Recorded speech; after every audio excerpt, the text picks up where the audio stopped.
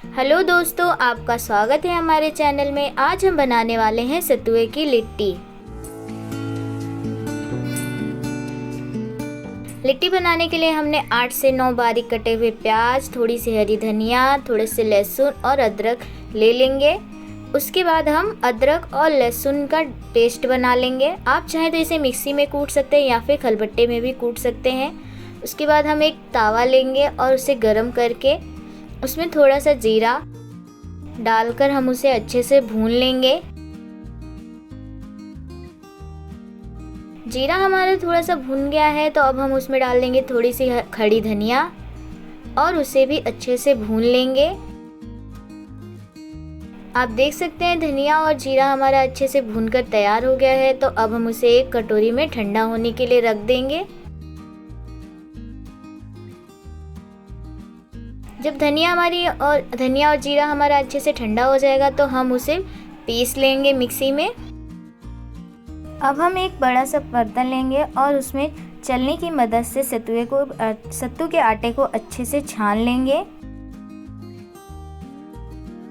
ताकि आटे के अंदर कोई भी अगर कंकड़ पत्थर या भी कुछ भी हो तो हम उसे बाहर निकाल सके। इसके लिए हमें सत्तू को थोड़ा थोड़ा करके अच्छे से छान लेना है।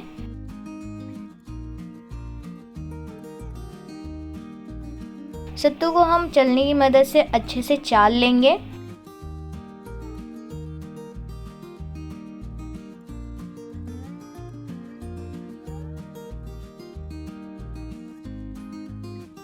अब हम उसमें डालेंगे कूटा हुआ लहसुन और अदरक का पेस्ट। हमने इसकी क्यूरी नहीं बनाई थी, हमने सिर्फ इसे ग्लास में डालकर अच्छे से खून लिया था। कुटा हुआ अदरक और लहसुन डालने के बाद अब हम उसमें डालेंगे भुने हुए जीरा और धनिया का पाउडर।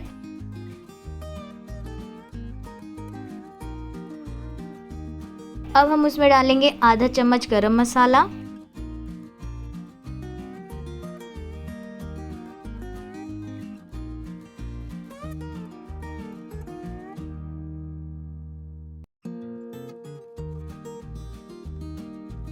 स्वाद अनुसार नमक।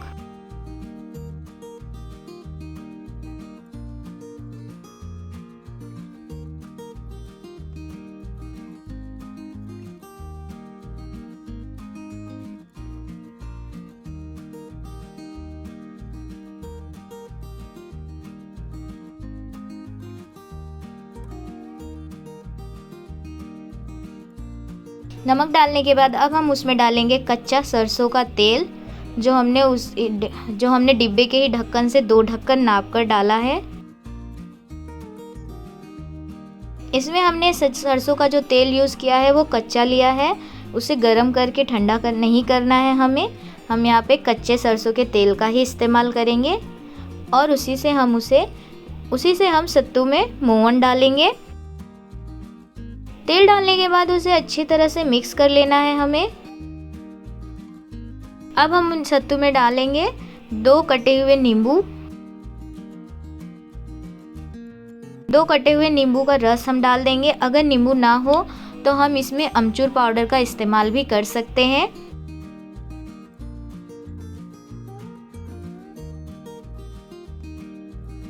नींबू और अमचूर पाउडर से सत्तू की लिट्टी में हमारे खट्टापन आएगा, जिससे टेस्ट और भी अच्छा लगता है खाने में।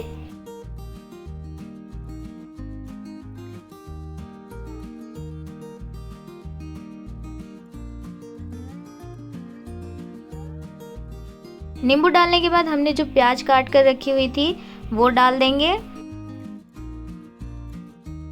और उसे सत्तू में अच्छी तरह से मिक्स कर लेंगे।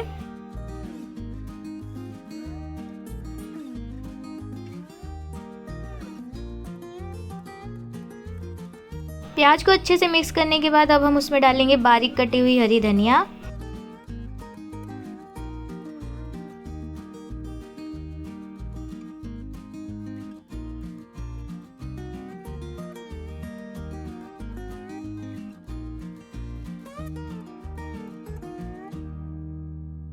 अब हम उसमें डालेंगे थोड़ी सी हरी मिर्च बारीक काट कर। अगर आप हरी मिर्च नहीं खाते हैं तो आप लाल मिर्च भी डाल सकते हैं तीखेपन के लिए। हमने यहाँ पर हरी मिर्च का इस्तेमाल किए हैं। और अगर सत्तू हमारा जो मिक्सर है और हमारा जो सत्तू का मिक्सर है अगर वो हमें बहुत ज़्यादा ड्राई लगता है तो हम उसमें थोड़ा थोड़ा पानी की निच देंगे, पानी के छींटे मार देंगे और फिर उसे अच्छे से मसल कर मिक्स कर देंगे।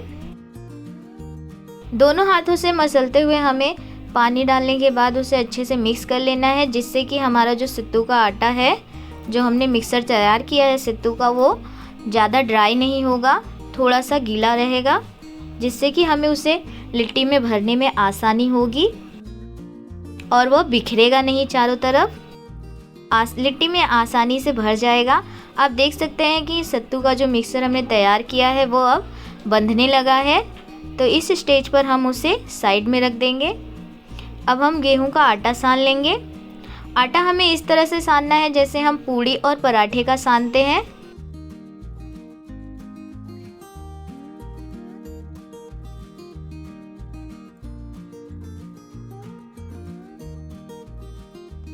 अब हम आटे की छोटी छोटी लोइयां तैयार कर लेंगे और उसे पूड़ी की तरह छोटा छोटा बेल लेंगे।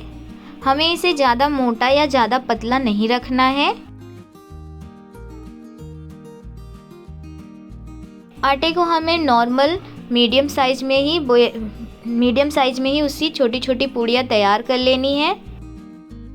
आप देख सकते हैं हमने इसे ज़्यादा बड़ी या ज़्यादा छोटी पूड़ियाँ नहीं तैयार करनी है, छोटी छोटी पूड़ियाँ तैयार कर लेंगे।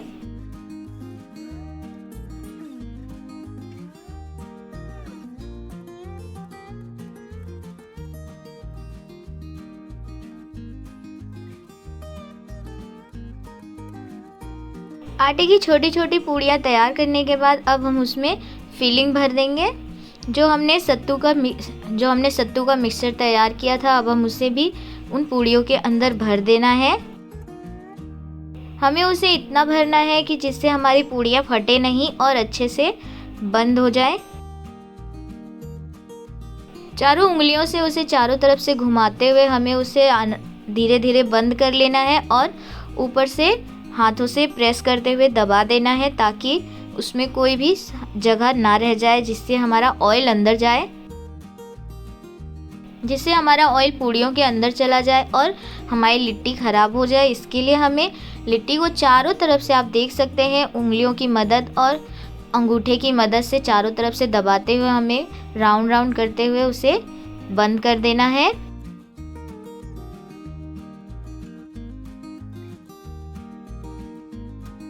पूड़ियों के अंदर सत्तू का जो मिक्सचर हमने तैयार किया है उसे इतना ही भरना है जिससे कि हमारी पूड़ियाँ फटे नहीं और अच्छे से भर जाए। अगर हम ज़्यादा भर देंगे तो जो हमारी पूड़ियाँ हैं वो फट जाएंगी और सारा जो हमारा सत्तू का मसाला है वो बाहर आ जाएगा निकल कर।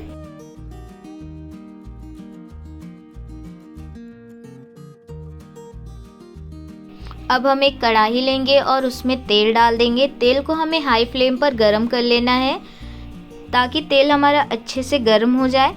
तो तेल हमारा जब अच्छे से गर्म हो जाएगा तो हम गैस को मीडियम फ्लेम पर कर देंगे और उसके बाद जो हमने सत्तू की लिट्टी तैयार की थी उसे हम एक एक करके तेल में डाल देंगे फ्राई होने के लिए। जो हमारी सत्तू की लिट्टी हमने तैयार की थी उसे हमें मीडियम फ्लेम पर ही 8 से 10 मिनट के लिए हम उसे अच्छे से फ्राई होने देंगे। थोड़ी थोड़ी देर में हमें अपनी लिट्टियों को पलटते रहना है जिससे कि वो चारों तरफ से एक बराबर और अच्छी तरह से पक जाए।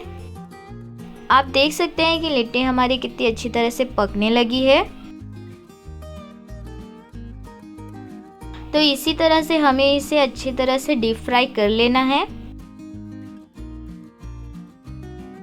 8 से 10 मिनट बाद जब हमारी लिट्टी अच्छी तरह से मीडियम आंच पर पककर तैयार हो जाएगी तो हम उसे बाहर निकाल लेंगे। आप देख सकते हैं कि हमारी लिट्टी जो है पककर तैयार हो गई है और कितना अच्छा कलर भी आया है। हमें इसी कलर में सारी लिट्टियों को छान लेना है। हमें इसी कलर में सत्तू की जो हमने सारी लिट्टियाँ बनाकर तैयार की हैं उसे हम छान लेंगे। अब हम उसके साथ जो खाने वाली है, अब हम उसके साथ बनाएंगे टमाटर और धनिया की चटनी, जिसमें हमने लिया है 2 टमाटर, थोड़ी सी हरी धनिया, हरी मिर्च डाल और लहसुन की कलियां और अदरक डालकर हम उसे अच्छे से पीस लेंगे। हमने यह चटनी सिलबट्टे पर पीसी है, आप चाहे तो मिक्सर पर भी पीस सकते हैं, पर मिक्सर और सिलबट्टे में पीसी हुई चटनी का टेस्ट बिल्कुल अलग होता है। तो अब हम चटनी को भी पीस लेंगे।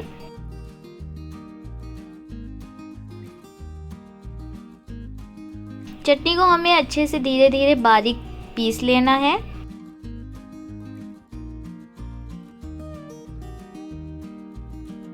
आप देख सकते हैं चटनी हमारी कितनी अच्छे से पीसकर तैयार हो गई है।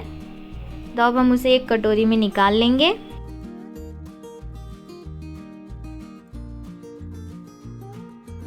अगर आप चाहे तो हमारी लिट्टी जो हमने सत्तू की लिट्टी बनाकर तैयार की है, आप चाहे तो उसे टमाटर की चटनी या फिर जो आलू और बैगन के भरते के साथ भी खा सकते हैं।